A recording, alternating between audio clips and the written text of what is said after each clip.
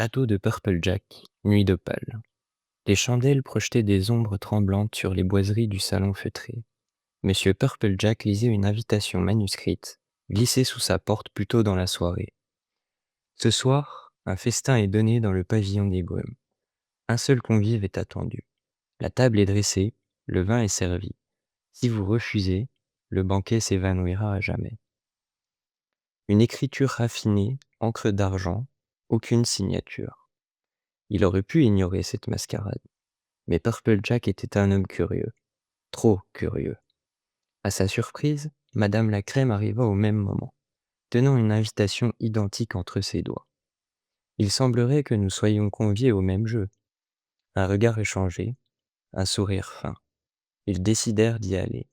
L'illusion devait être percée. Pavillon des Brumes, minuit. L'air était dense, épais comme un voile de velours.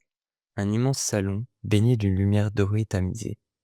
Au centre, une table dressée avec un raffinement inouï.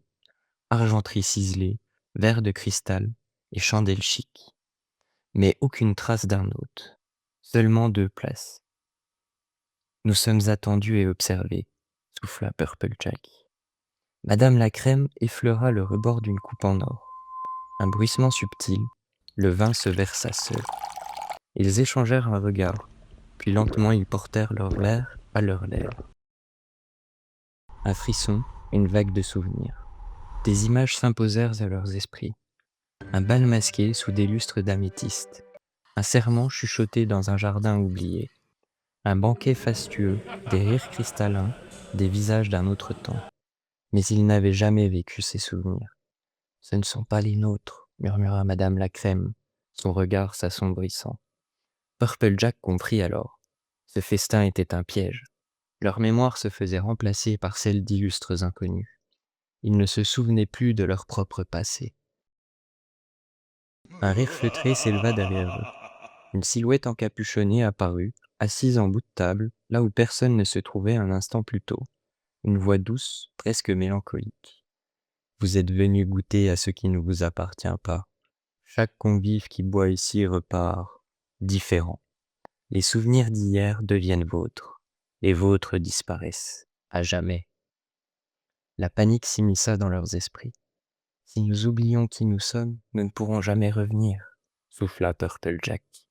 Madame la Crème ferma les yeux une seconde. Puis elle saisit sa coupe, toujours pleine. D'un geste assuré, elle retourna le verre sur la table. Une onde de choc se répandit immédiatement. La pièce vacilla, les murs craquèrent, la lumière dorée vira au bleu spectral.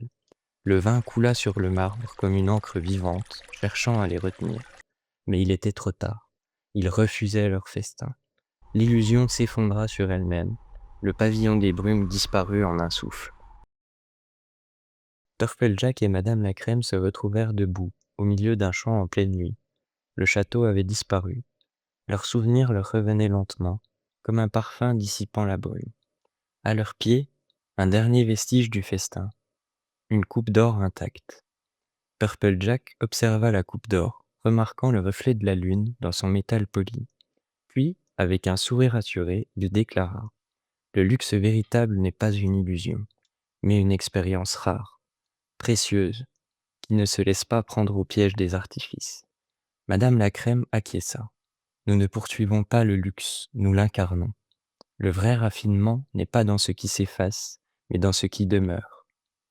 Un silence élégant s'installa entre eux, tandis qu'une légère brise emportait les dernières traces du pavillon des Brumes. Ils avaient échappé au piège. Et quelque part dans le monde, d'autres cherchaient encore l'essence du vrai luxe.